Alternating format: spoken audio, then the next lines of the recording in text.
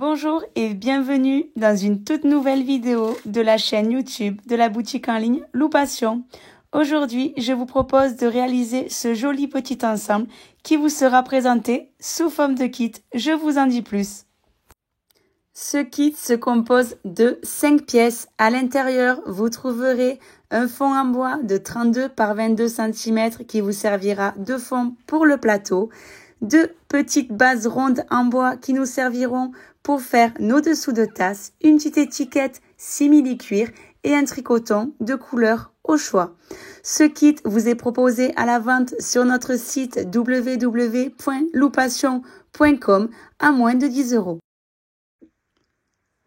En supplément, pour réaliser cet ouvrage, vous aurez besoin de 6 petits marqueurs de maille, aiguille et fil à coudre pour coudre notre petite étiquette, une aiguille passellaine, un crochet numéro 4 et une paire de ciseaux.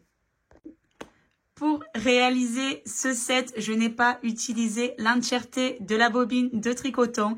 Il vous restera largement de quoi faire un petit napperon ou un set de table pour venir compléter cet ensemble.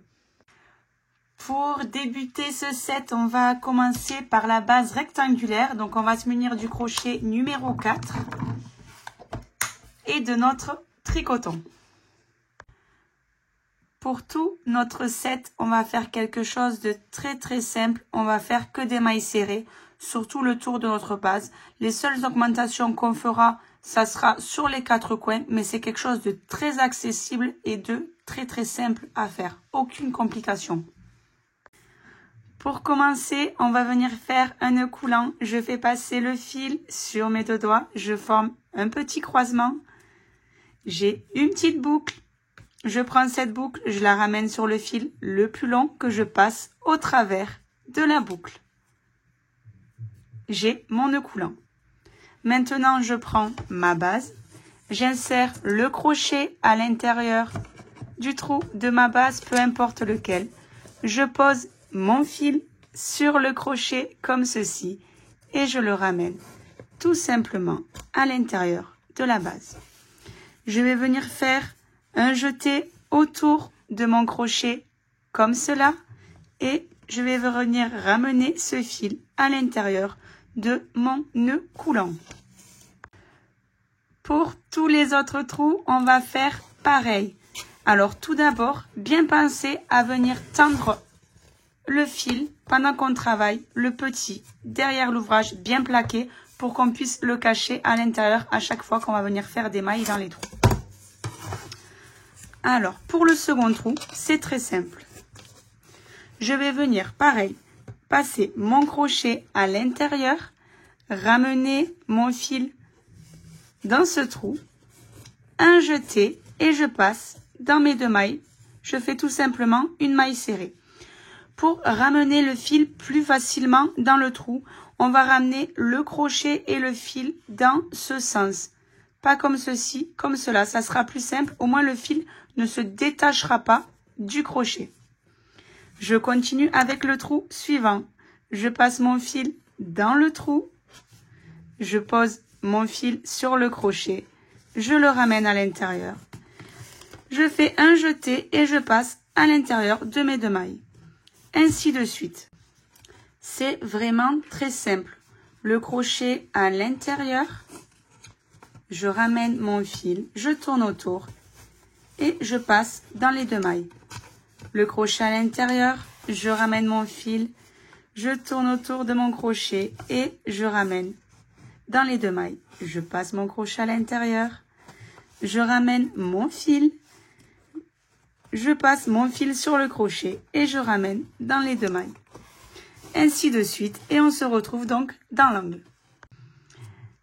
Arrivé au bout, du coup, nous allons faire 2 augmentations ici, dans l'angle, dans les 2 trous de l'angle. On fera ça pour les 4 côtés. Donc, on fait la même chose. Je passe mon crochet dans le trou. Je ramène mon fil.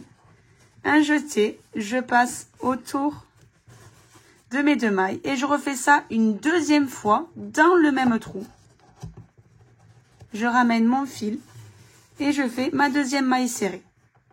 Je fais pareil pour le trou suivant. Et une deuxième fois.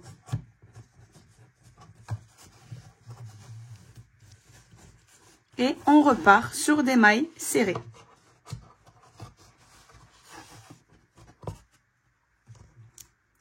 Et on repart sur des mailles serrées jusqu'à l'autre angle ici. Et on fera pareil pour tout le tour. Donc, maille serrée, augmentation, maille serrée, augmentation, maille serrée, augmentation. Et on se retrouve juste ici à la fin. Je viens d'arriver au bout. Je vais finir mon rang par une maille serrée dans le premier trou, là où on avait inséré le nœud coulant, le trou de départ. Et je vais faire une maille coulée ici, dans la première maille.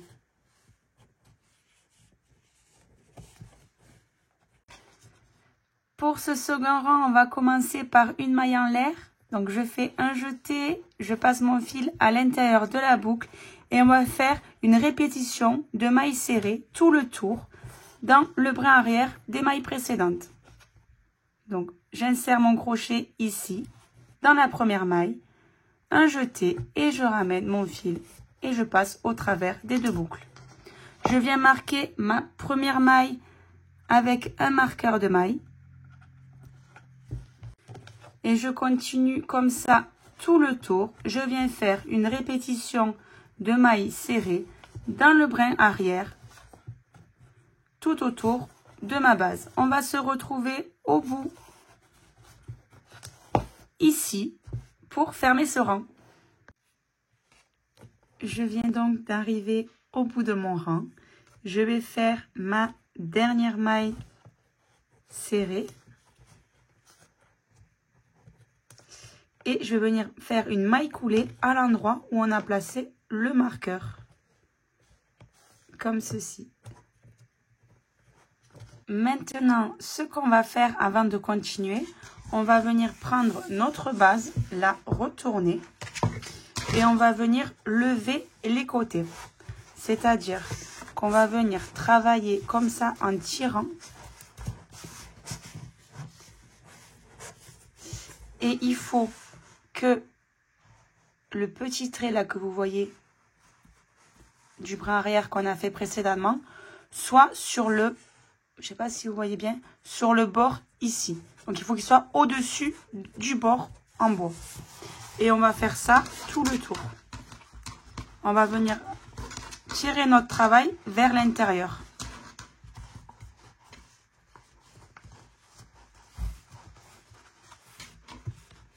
Donc là, pour ce côté, c'est bon, on voit bien.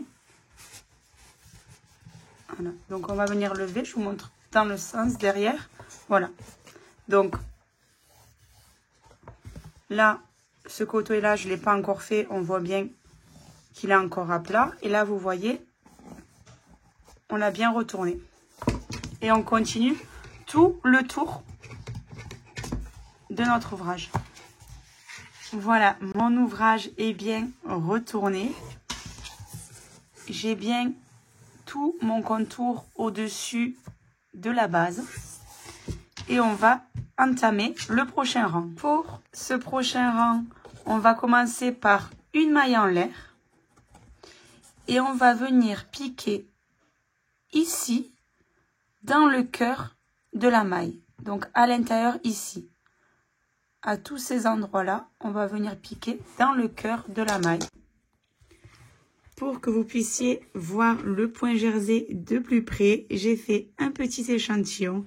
Donc quand je vous dis il faut piquer au cœur de la maille, c'est ici que vous piquez. Au lieu de piquer ici, comme on ferait normalement une maille serrée simple, on va venir faire nos mailles serrées dans les V ici, au cœur.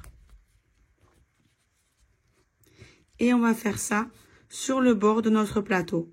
On fait ça au cœur de chaque maille. Donc on va faire le point jersey Je vous montre bien à la caméra le V. On va faire le point jersey tout autour de notre base et on se retrouvera comme tout à l'heure à la fin de notre rang pour fermer celui-ci. On se retrouve au bout pour la dernière maille serrée de ce rang et on va le boucler par une maille coulée ici dans la première maille. On va continuer par une maille en l'air et refaire exactement la même répétition que l'on vient de faire pour ce rang. Donc on pique toujours dans le V de la maille. On vient faire des mailles serrées dans le V de chaque maille. On va donc continuer comme ça à piquer dans le V de la maille en faisant des mailles serrées. On va faire ça sur 3 rangs supplémentaires. On va reproduire exactement la même répétition que le rang précédent. On se retrouve au bout de ces 3 rangs. Je viens juste d'arriver au bout de mon rang. Je vais venir fermer mon rang par une maille coulée. Je viens de finir le dernier rang et comme vous pouvez le voir, j'ai déjà placé mes petits marqueurs pour les poignets. Je vais vous expliquer tout ça. Pour les plaçages des poignets, c'est tout simple. Pour vous repérer, vous allez placer le marqueur dans l'angle au premier trou, là où on avait fait au début l'augmentation. Vous allez compter 11 mailles et placer le premier marqueur. Puis 10 mailles, placer le second marqueur. Et ici, il doit vous rester exactement 11 mailles comme au début. On fera pareil de l'autre côté. On prendra bien le premier, là où on a fait une augmentation. On compte 11 mailles, 10 et 11. Nos marqueurs correctement installés, on va continuer notre rang par une maille en l'air et on va reprendre la série de mailles serrées dans le cœur de la maille. On va reprendre jusqu'au marqueur ici, là où débutera notre première poignée. On se retrouve à ce marqueur. Je suis arrivée au marqueur, je vais venir faire 10 mailles chaînettes. 1, 2, 3, 4, 5, 6, 7, 8, 9 et 10. Nos 10 mailles montées, on va venir attacher notre chaînette ici, là, dans la maille, là où nous avons positionné le marqueur. Donc, on va venir faire une maille serrée.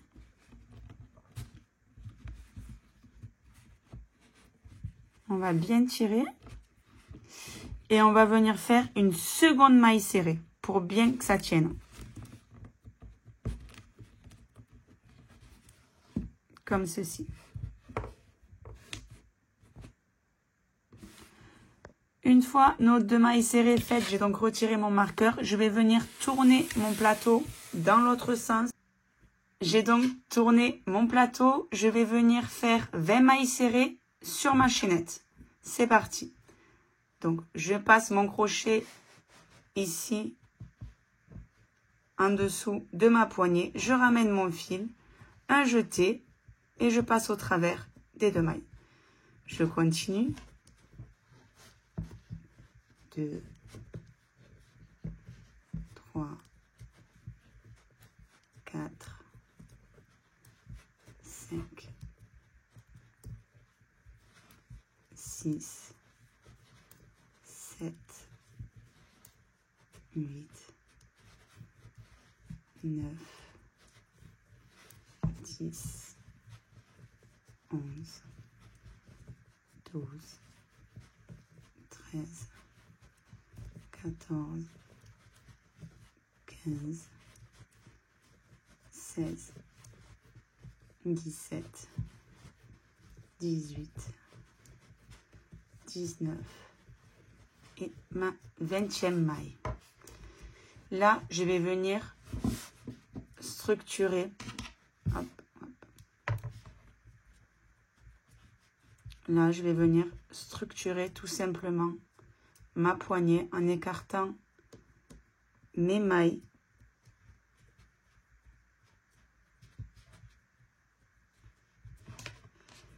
Et je vais venir finir. Vous voyez, elles sont bien installées comme ça. Et je vais venir finir ma rangée par une maille serrée ici d'enlever.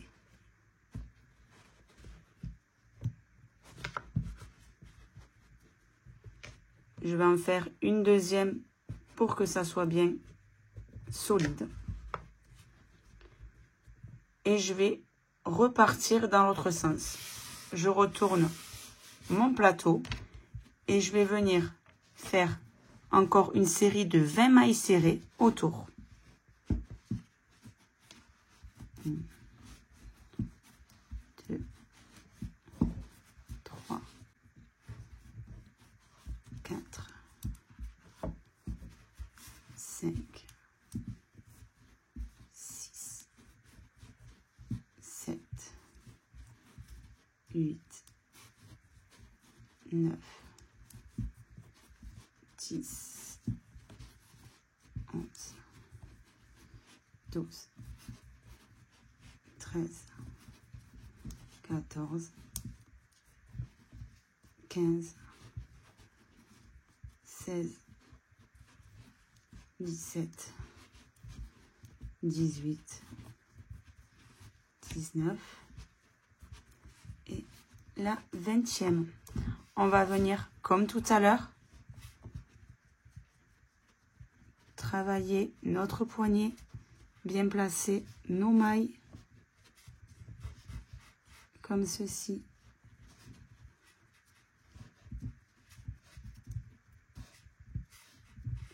Pour avoir une jolie poignée uniforme.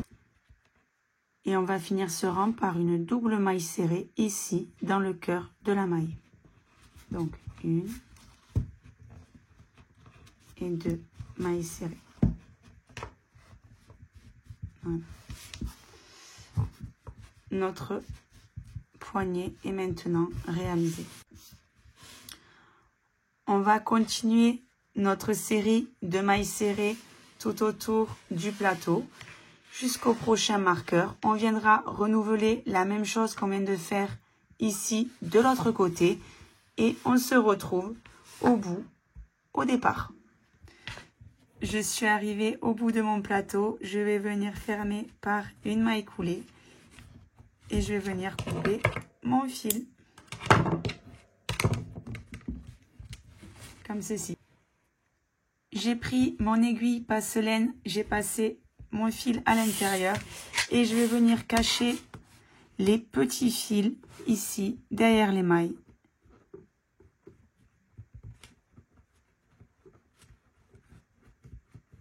Hop.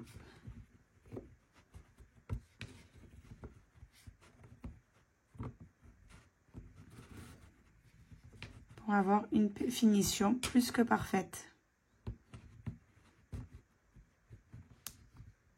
Je soulève bien toutes les mailles.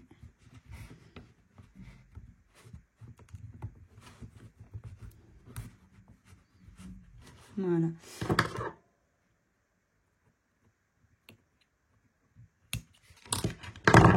Et je vais venir travailler pour pas que ça se voie. On va passer maintenant à la réalisation de nos dessous de tasse. On va venir faire un nœud coulant comme on a fait pour le plateau. On passe notre crochet dans le trou de la base. Je pose mon nœud sur le crochet. Je le ramène à l'intérieur et je viens faire un jeté avec mon fil le plus long et je passe à l'intérieur de ma boucle. Maintenant, je vais venir faire des mailles serrées tout le tour comme on a pu faire quand on a commencé le plateau au début. Et on va faire ça tout le tour et on se retrouvera au bout de ce tour. Je viens de faire ma maille serrée dans le dernier trou. Je viens comme tout à l'heure faire une maille serrée dans le trou de départ, là où on avait mis notre nœud coulant. Et je viens fermer par une maille coulée dans la maille de départ. On va passer au second rang. Ça va être aussi simple que tout le reste qu'on a réalisé juste avant. On va venir faire une série de demi-brides tout autour de notre dessous de tasse. Pour cela, je vais commencer par 2 mailles en l'air, un jeté. Je vais passer mon crochet dans la maille ici, ramener le fil dans cette maille, un jeté et je passe au travers des 3 boucles. Un jeté, je passe mon crochet dans la maille, je ramène mon fil, un jeté et je passe au travers des 3 boucles. On recommence. Un jeté, je passe mon crochet dans la maille, je ramène mon fil, un jeté et je passe au travers des 3 boucles. Une dernière fois, un jeté, je passe mon crochet dans la maille, je ramène mon fil, un jeté et je passe au travers des 3 boucles. On va venir faire ça tout autour et on se retrouvera ici à la fin. Je suis donc arrivée au bout. Il ne faut pas hésiter tout au long de votre travail de venir placer votre fil, de venir le tirer un peu, surtout si vous avez tendance à trop forcer sur votre crochet. On va venir faire ensemble la dernière demi-bride. Et on va fermer notre ouvrage par une maille coulée. Je vais venir faire une maille en l'air et je vais couper mon fil. Et je viens couper mon fil.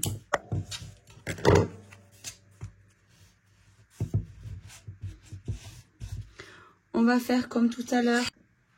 On prend donc notre aiguille passe-laine, on retourne notre dessous de tasse et on va venir cacher les fils derrière, comme ceci.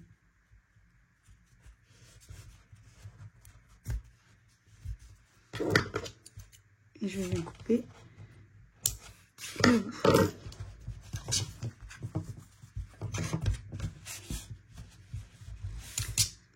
On va venir maintenant travailler ici. Pour une plus belle finition, on va venir cacher les trous qu'il y a ici. Je ne l'ai pas fait sur le plateau, mais si vous souhaitez faire exactement le même procédé qu'on va réaliser, vous pouvez le faire également. On commence par un nœud coulant, comme on a pu faire précédemment. On va venir insérer notre crochet dans le trou, poser notre nœud sur le crochet, le ramener à l'intérieur de la base et on va replonger notre crochet dans le trou à côté ici et on va ramener le fil le plus long à l'intérieur. J'ai donc mon nœud de départ plus le fil. Je vais passer ce fil à l'intérieur de la boucle du nœud de départ. Je continue pour le second trou. Je passe mon crochet dans le trou, je ramène le fil derrière à l'intérieur et je passe le fil dans la boucle. Et je vais faire ça tout le long. Je ramène mon fil, je le passe dans la boucle. Je plonge mon crochet, je ramène mon fil et je le passe dans la boucle. Et ainsi de suite jusqu'au bout. On se retrouve au bout. Je suis arrivée à mon dernier trou. Je vais venir couper mon fil hop, comme ceci. Et je vais venir prendre une aiguille passe-laine. Avec mon aiguille passe-laine, je vais venir mettre mon fil dans la maille ici qui suit une première fois. Je vais venir le ramener ici, c'est-à-dire Là, je suis dans ce trou-là, je saute un trou et je vais dans le troisième pour le repasser une seconde fois pour avoir une finition quasi invisible.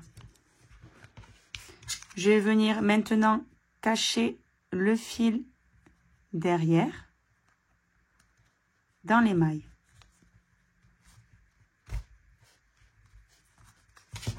Et je vais couper. Notre dessous de tasse est maintenant réalisé. Vous allez donc réaliser une deuxième fois ce qu'on vient de faire avec le second. Je viens de finir de coudre notre petit label simili-cuir juste ici. Notre plateau et nos dessous de tasse sont maintenant achevés. Il n'y a plus qu'à les utiliser. Je vous remercie d'avoir suivi ce tutoriel pas à pas jusqu'au bout. J'espère qu'il vous aura plu. Si c'est le cas, n'hésitez pas à mettre un petit pouce en l'air, vous abonner et activer la petite cloche pour être informé des prochaines vidéos. Quant à moi, je vous dis à bientôt.